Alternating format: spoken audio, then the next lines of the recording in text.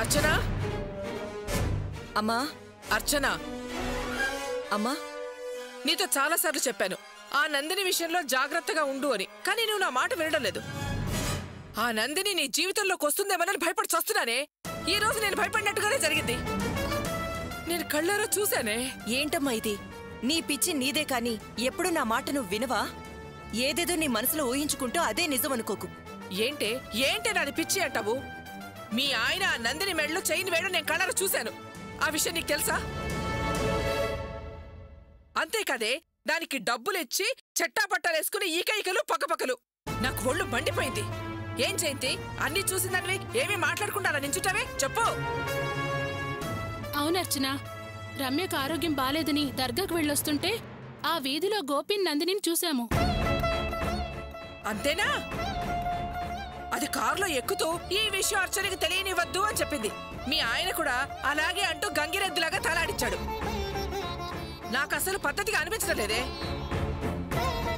ఎంతో మందికి మీ గురించి ఎంతో గొప్పగా చెప్పుకున్నానే. ఇప్పుడు అవన్నీ అబద్ధాలైపోతాయనే భయం వేస్తోంది.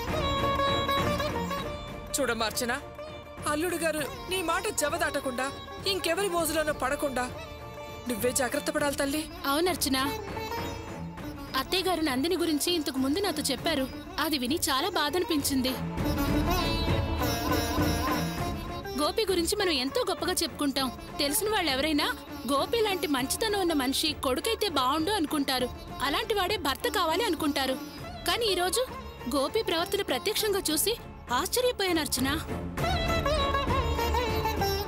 అతన్ని నీ చేతుల్లో ఎలా ఉంచుకోవాలో నువ్వే ఆలోచించు.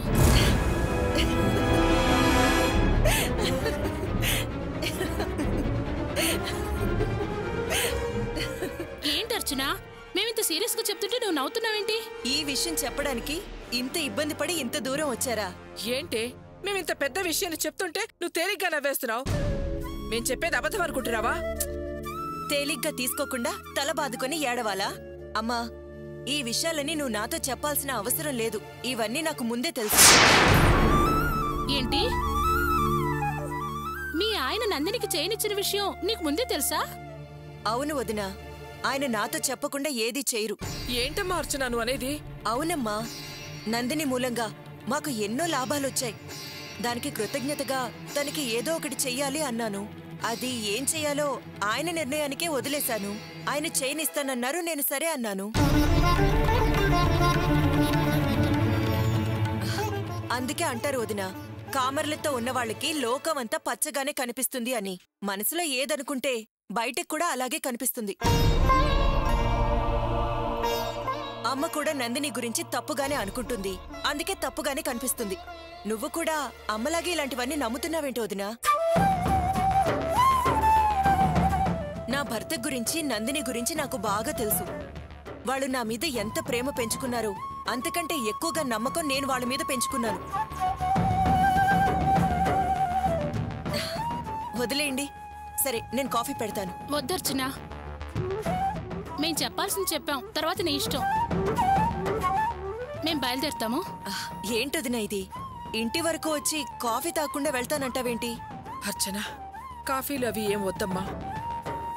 నువ్వు ఈ విషయాన్ని చాలా తేలిగ్గా తీసుకుంటున్నందుకు ఆనందంగా ఉంది. కానీ ఆ నందిని విషయంలో జాగ్రత్తగా ఉండమ్మా. ఏంటమ్మా ఇది? మళ్ళీ అదే మాట మాట్లాడతావేంటి? నువ్వింకేం మాట్లాడుకో. సరేనమ్మా, జాగ్రత్త. వస్తా. వెళ్ళొస్తాను అర్చన. అత్త బాయ్. బాయ్ అమ్మా.